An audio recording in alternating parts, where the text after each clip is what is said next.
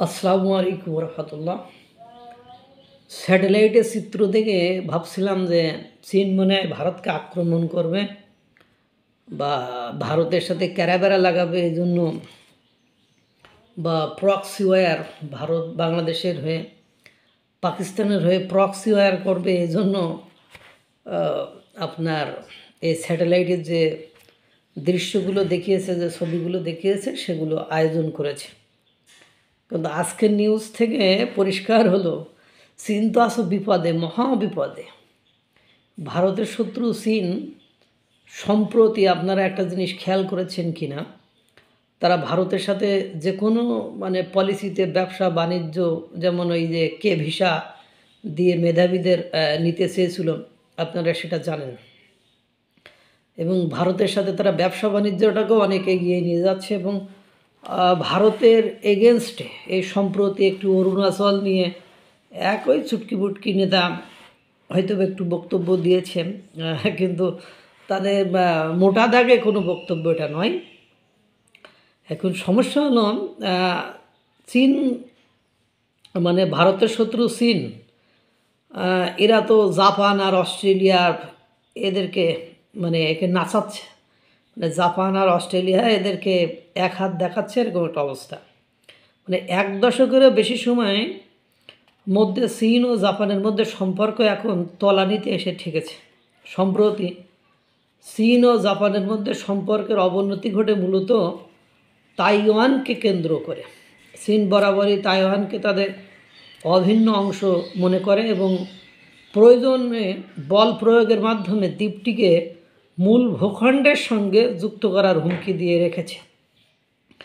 এই পরিস্থিতিতে জাপানের প্রধানমন্ত্রী সানাই তাকাইচির একটি মন্তব্য আগুনে যেন ঘি ঢেলে দেওয়ার মতো একটা অবস্থা বা পরিস্থিতি সৃষ্টি করেছে। তিনি হুঁশিয়ারি দিয়েছিলেন, তাইওয়ানের বিরুদ্ধে চীনের সামরিক বাহিনীর কোনো কর্মকাণ্ড যদি জাপানের নিরাপত্তার জন্য হুমকি সৃষ্টি করে, তবে টোকিও তার প্রতিক্রিয়া জানাবে। টোকিও, জাপানের রাজধানী টোকিওটা জানেন, ক্যারাবেরা লাগিয়ে দেবে। এই মন্তব্যের পর থেকেই চীন জাপানের বিরুদ্ধে একের পর এক ব্যবস্থা নিতে শুরু করেছে, যা দুই দেশের সম্পর্ককে খুব দ্রুত অবনতির দিকে ঠেলে দেয়। এমন পরিস্থিতিতে গত 6 ডিসেম্বর জাপানের প্রতিরক্ষা মন্ত্রণালয় জানায়, জাপানের ওকিনাওয়া দ্বীপের দক্ষিণ পূর্বাঞ্চলে চীনের সামরিক বিমান জাপানি বিমানকে রাডার লক করেছে। মূলত চীনের J-15 যুদ্ধবিমান দুইবার জাপানি আপনার F-15Z দিকে ফায়ার কন্ট্রোল রাডার নির্দেশ করে। রাডার লক এমন একটি ব্যবস্থা যেখানে রাডার প্রযুক্তি কোনো লক্ষ্যবস্তুকে অনুসরণ করে, যা সম্ভাব্য আক্রমণের পূর্বাভাস হিসাবে ধরা হয়। যদিও এতে কোনো ক্ষয়ক্ষতি বা হতাহতের ঘটনা ঘটেনি, তবুও এই ঘটনাকে জাপানের পক্ষ থেকে গুরুতর উস্কানি হিসেবে দেখা হয়। এই ঘটনার পর জাপান দ্রুত চীনের কাছে আনুষ্ঠানিক প্রতিবাদ জানায়। অন্যদিকে চীনা পিপলস লিবারেশন আর্মি PLA নৌবাহিনীর মুখপাত্র দাবি করেন, চীনা লিয়াওয়ানিং নৌবহর মিয়াকো প্রণালীর পূর্ব দিকে নিয়মিত মহড়া দিচ্ছিল। সেই সময় জাপানি সামরিক বিমানগুলো অত্যন্ত কাছে এসে চীনা ফাইটার জেটগুলোকে উত্তপ্ত করে এবং তাদের স্বাভাবিক প্রশিক্ষণে বিপর্যয় সৃষ্টি করে। রাডার লক হওয়ার এই ঘটনার ঠিক পরদিনই জাপান ও অস্ট্রেলিয়া তাদের মধ্যে নিরাপত্তা সহযোগিতা বাড়ানোর জন্য একজোট হওয়ার সিদ্ধান্ত নেয়। টোকিওতে দুই দেশের প্রতিরক্ষা প্রধানরা এক বৈঠকে তাদের কৌশলগত প্রতিরক্ষা সমন্বয়ের জন্য একটি কর্মকাঠামো চালুর ঘোষণা দেয়।